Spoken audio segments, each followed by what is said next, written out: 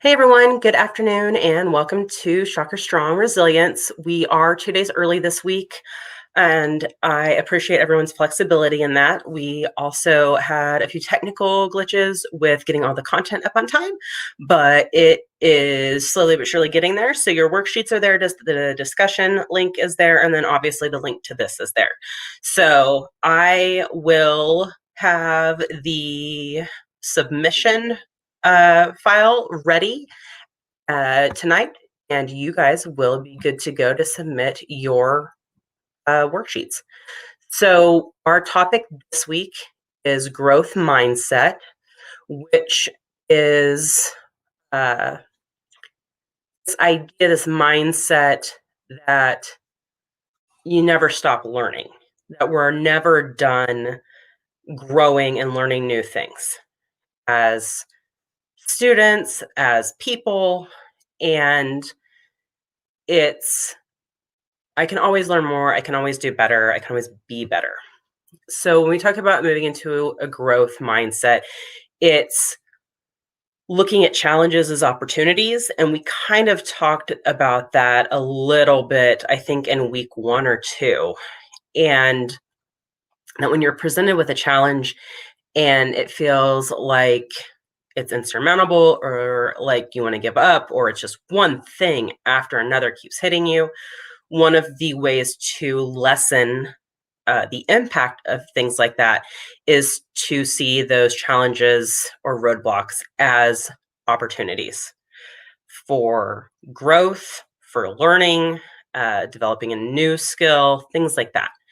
So, growth is something that I don't think people really think about a lot in terms of growing outside of the physical sense. And a lot of people think once you're done with school, right, your formal education ends. But that's not where our learning ends, right? We learn new things every day. And admitting, I guess, is kind of a harsh word to use, but that's what I'm going to go with here, that no matter how old we are or how good we are at something or how long we may have been practicing a particular skill, that we don't know it all and that there's always something new for us to learn and ways for us to improve. So, a lot of people who are deemed experts in their fields are seen as people who, like, man, they're the person, they know it all, right? There's not a question they can't answer. But those people who want to stay that person in their field are the people who have a growth mindset and who continue to read, research, go to trainings, even if they're more than qualified to teach a training, to learn new things from different perspectives. And that's a huge one, too. A big part of a growth mindset is learning how to view things from different perspectives. And because the older we get, the more people we come into contact with in a wider variety of situations. And our personal growth and our mindset of engaging with those people in those different situations is remembering to look at things from other people's perspectives. And that goes a long way towards not just understanding where other people may be coming from, but understanding yourself as well and how you respond to other people or engage with other people. And if the way you want to respond or engage is something that's more reactive as opposed to responsive, which we kind of talked about last week a little bit, and it's a strong reaction, that's something that is worth looking into for yourself to help yourself grow.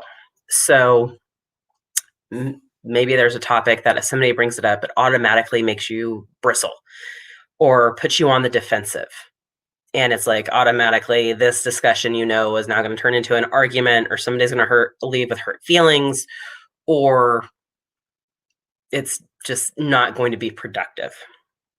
And if that's your gut reaction to something that is just a regular conversational topic, what is it about that? that gives you such a strong reaction? What's there for you? And the growth part of that is, how do I, instead of reacting to it defensively and immediately, which the person who's said what they've said might not have intended it in the way that you're reacting to it.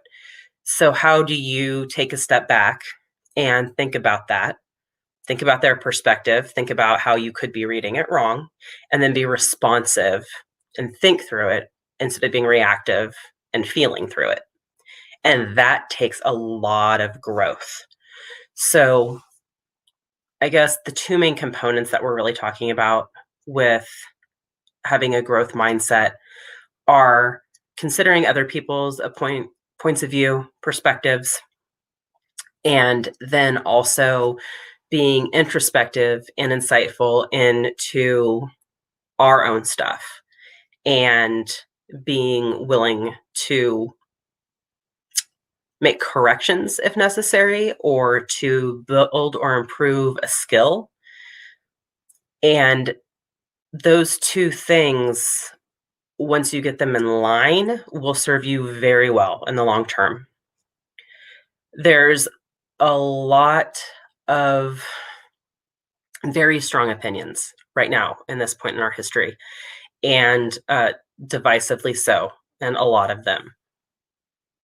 And I think one of the things that I see the most, that I see as an opportunity, a teaching moment, if you will, uh, is when people get into it on the internet about all sorts of things, anything. And it goes back and forth, back and forth, back and forth. And somebody ends up being wrong. And then they drop out of the conversation. And the way I've been viewing that recently, because I've been seeing it so much more, is that it's okay to be wrong. And I think we are kind of conditioned to think that being wrong is not okay, but it is. If you don't get things wrong, you're not going to be able to learn from your mistakes and grow and become better. And being able to admit that you were wrong about something is a huge step in the space of a growth mindset and personal growth, because that's hard work to look at something that you believe so thoroughly in or argued for so passionately, and realizing I was wrong. Ouch. And a lot of feelings come with that: frustration, embarrassment, anger. And those emotions are fine. That's great, because that is what tells you, that discomfort is what tells you you're growing, is if you don't ignore it and you roll with it and you work through it. So I have a 6-year-old, and his big thing is that if I remember something incorrectly, which is going to happen because I'm a mom and my brain always has a million tabs open, he'll do the typical child thing of a teasing voice and maybe a little move or face with it, that says, I was right, you were wrong. I was right, you were wrong. And I've been trying to lead by example with him and respond like, you know what? Mommy was wrong. I was totally wrong, dude. You got that one right. I am so glad I learned that now, because being wrong's okay. And it's hard to get into that mindset. But once we do, things become a lot easier. I think one of the biggest things when you're talking about resilience and being able to bounce back is that roll with it, go with the flow piece. And we get stuck a lot and we fight if something makes us feel discomfort. And that's what kind of slows our progress with rolling with things and bouncing back from them, is if we are fighting something that makes us feel not good. So, building on something from last week, the get comfortable with being uncomfortable is the only way you're going to grow. I think that one of my favorite examples of that is kind of going back to people who are considered experts in their fields, um, is that they've done research that people who have been experts in their fields or have been in the same job for a long time and are considered like a senior or top person in that role because they've seen it all, they've done it all, they know it all. That those people are actually more prone to error and to making mistakes because they are overconfident in their abilities, as opposed to being willing to acknowledge that, hey, even though I am the person that all the other people come to about this, I'm still human. I could still be wrong, and I should go back and double and triple check that, just like I would if I wasn't sure of myself when I first started my career. And I thought that was very telling that people who should be the ones to not make those errors are more likely to. And it's because our egos get in the way. And I think the more we learn and the older we get and the more proficient we become in a skill or a topic, the more likely it is that if we don't stay open and have a growth mindset and become the phrase that you might have heard before and will probably hear a lot going forward in your lives is something called a lifelong learner.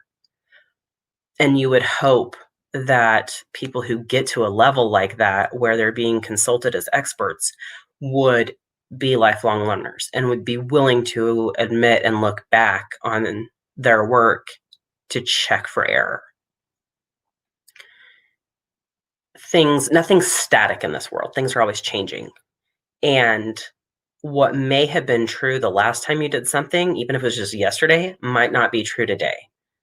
So if you're going to use the same process, you might want to go back over it and see if it worked out the same way. And that's so easy to do when we're new at something because we're anxious. We don't want to mess up. We want it to be right. So we're going to go back and check over it and make sure that it's good. And that's comfortable at that stage. We'll second guess ourselves all day long and go back and check and make sure because we're trying to do better. We're trying to learn.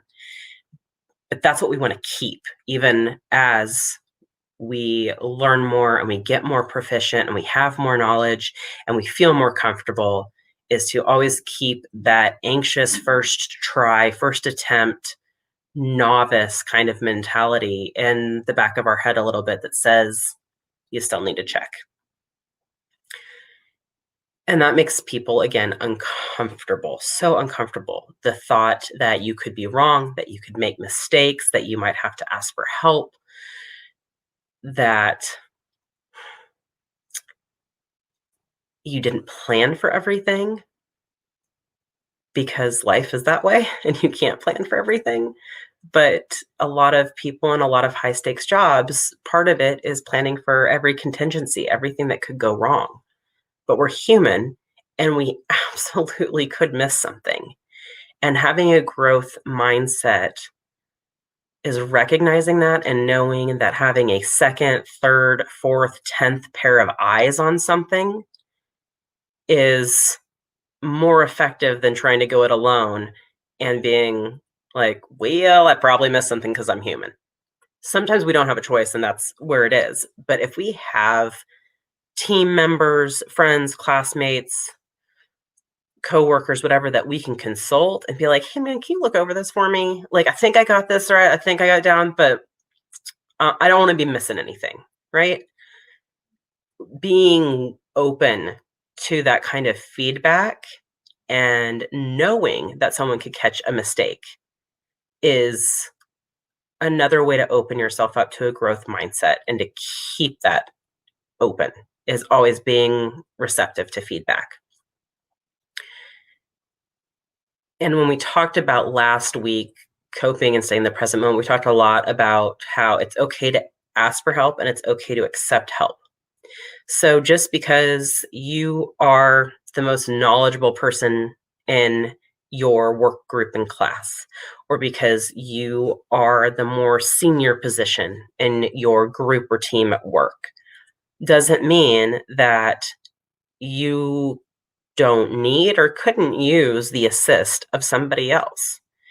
It's not that idea that because I have a leg up on everybody, I should be able to do these things for myself and I shouldn't need anybody's help. I shouldn't have to ask the new person for help if I've got too much on my plate. I should be able to handle it all. And that's not the case because we can't handle it all. Nobody can. And I think one of the biggest things out of all of this is that everyone needs a sense of community, which we talked about in week 1, right? Just even 3 close friends, that's your community. That's your bubble. And that using that community, whether it's your work community, school community, whatever, it's there for a reason. And using that to help you grow is okay. I like asking for feedback in ways that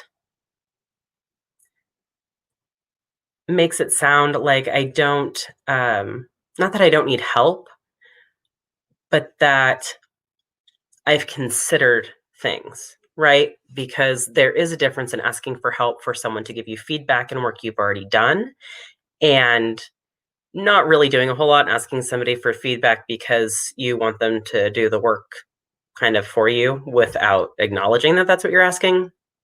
And that's not what I'm talking about. What I'm talking about is prefacing it with, hey, I think I thought of everything and this is what I have. But can you think of anything else? What do you see?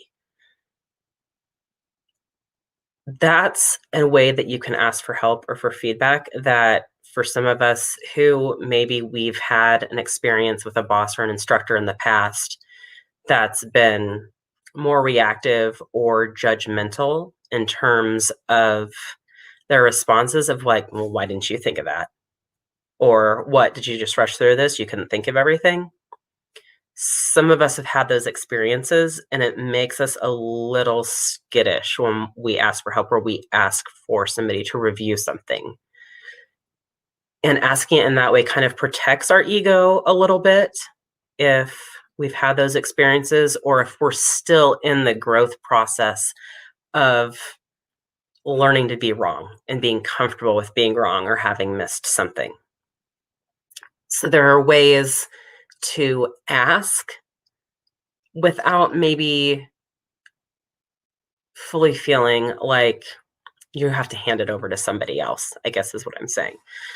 Nobody wants, what we love to feel in life is competent, right? Everybody wants to be competent and confident in what they do. And when we don't know how to do something that we feel we know we should know how to do it, it makes us feel not competent or incompetent. And nobody likes that feeling. That's not a good feeling. But mastering something is hard and it takes time. It takes tens of thousands of repetitions and practice to become really proficient and masterful at something. And one thing that is easy for people to recognize is tying your shoes. A lot of us don't remember fully and in great detail how we learned to tie our shoes. Mostly because we were so young, but also because that's not something that really sticks in your memory as a big moment in your life.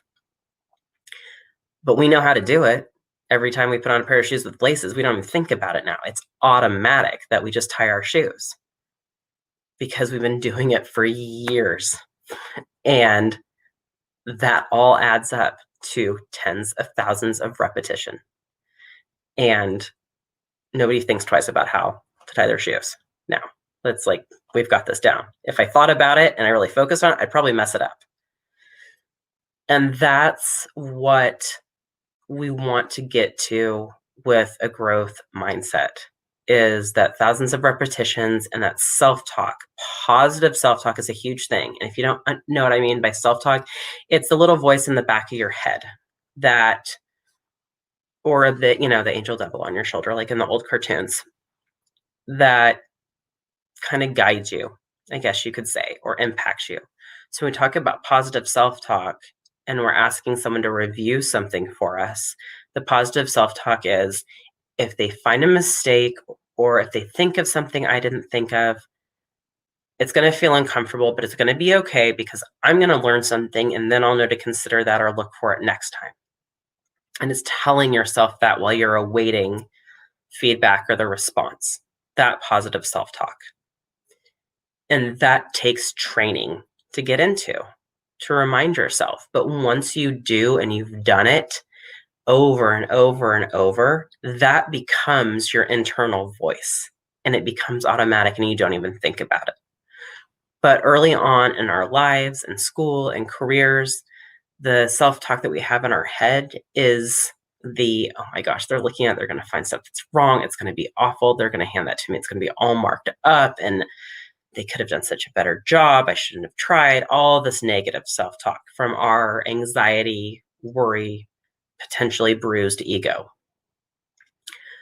And we talked a little bit about focusing on the negativity a couple weeks ago. We talked about optimism, and it serves a purpose, but we don't want to get bogged down in it either. It can serve its purpose and still be there, but it shouldn't rule us and overwhelm everything else.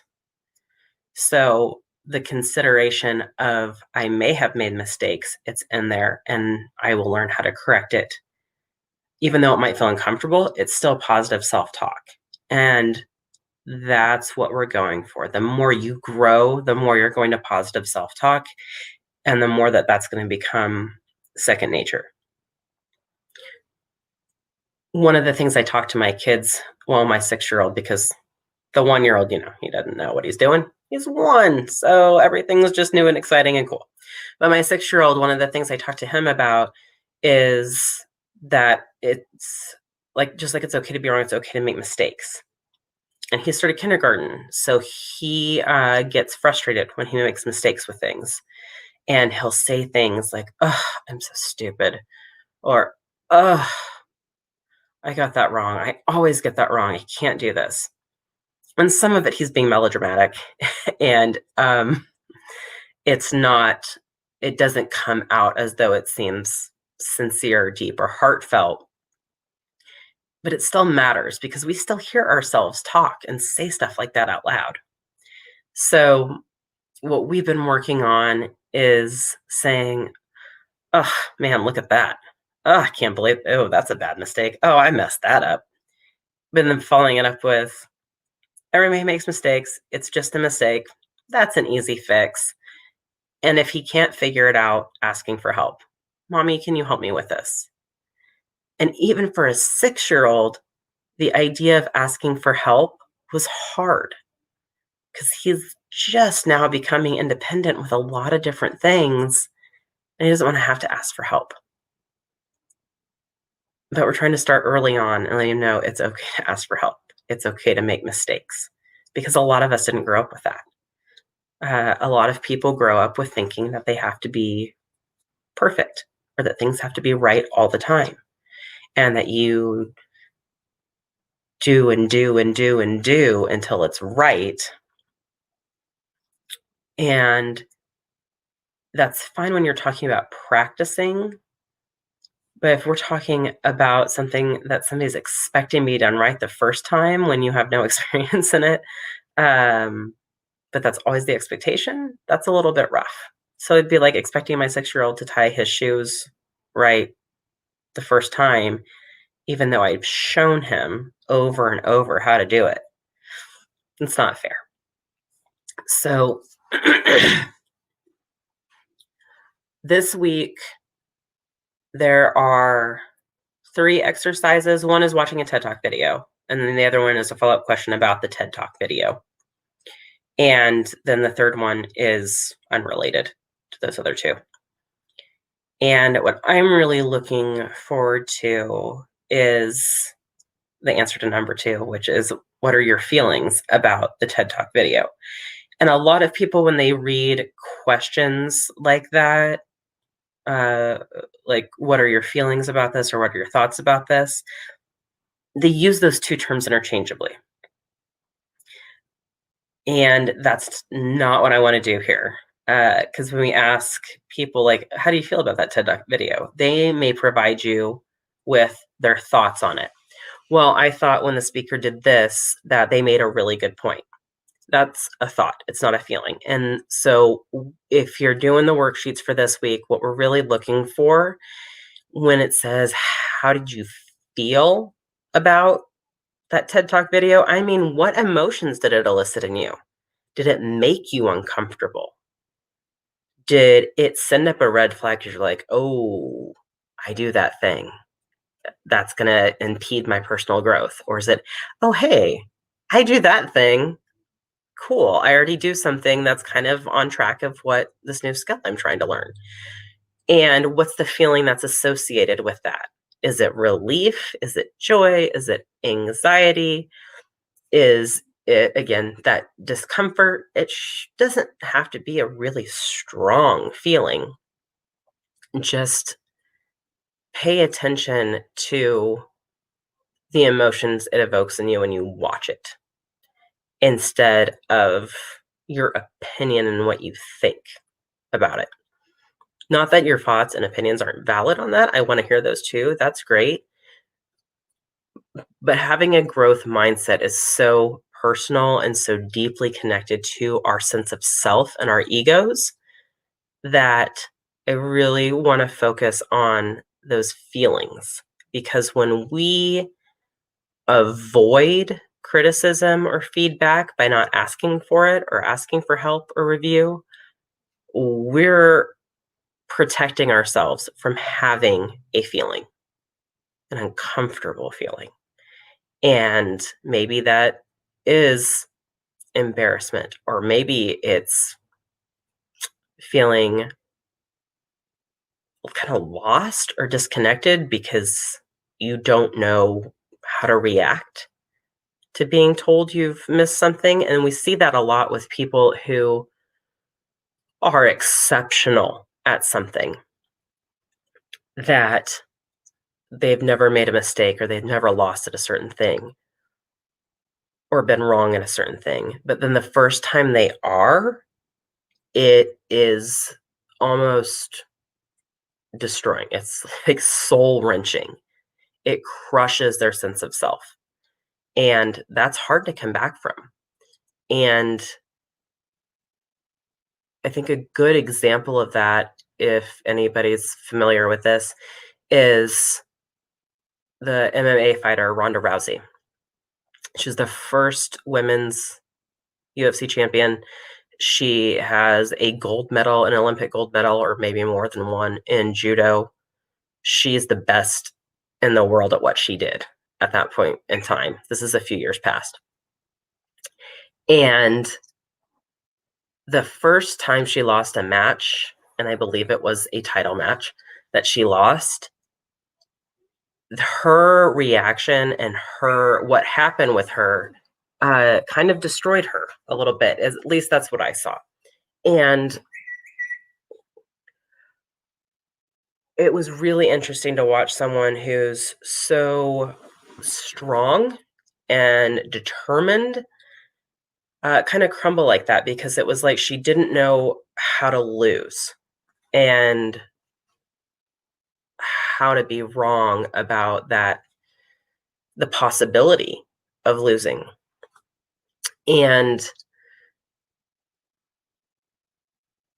it says something about how being wrong and learning how to lose and going through losing, not being the best, whatever, in that same vein, builds character and it builds resilience. There's something to be said for being so strong and sturdy that you never get knocked down, but something eventually is going to come along that knocks you down and you fall over. And if you've never done it before, you're going to struggle to get back up. And that's why this particular module is so important. I think that the biggest thing I want anyone to take away from a growth mindset in terms of resilience is that it never ends, and you can't really do it long unless you're not doing it at all. So, keeping an open mind and an open, I don't want to say heart, that sounds really touchy feely relationship type wise, but I guess an open self, I guess that sounds a lot better, to experiences, even if they turn out in a way that you weren't expecting, intending, wanting, and learning how to grow from them.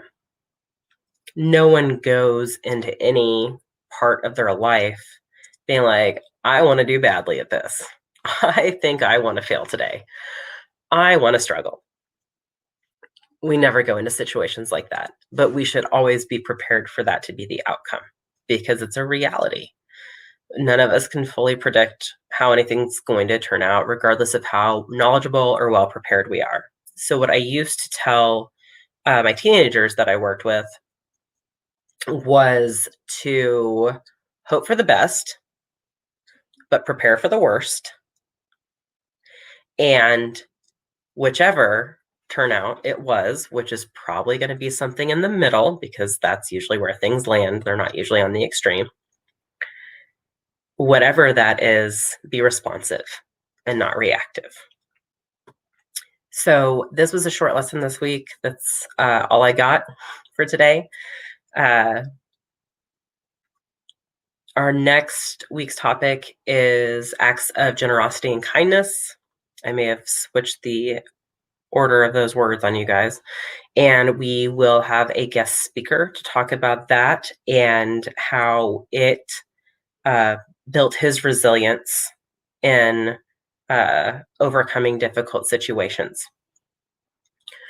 So that will be back at regular time next week, 3:30 on Thursdays.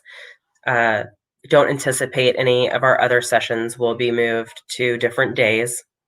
Remember that you have until midnight, or I guess 11:59, the night of December 4th, to finish 8 out of 11 modules to be entered in the drawings for next semester. So you could win one of two $500 book scholarships for spring semester, or you could win one of 3 Shocker swag bags that's full of free Shocker gear. But you got to have the 8 out of the 11 modules done, and you got all semester until the last day of classes to do it. So no pressure, no rush yet. If you ever have any questions, feel free to get a hold of me through Blackboard or email me directly at tara.hanna@wichita.edu. And I will see you guys next week. Thank you so much for coming today.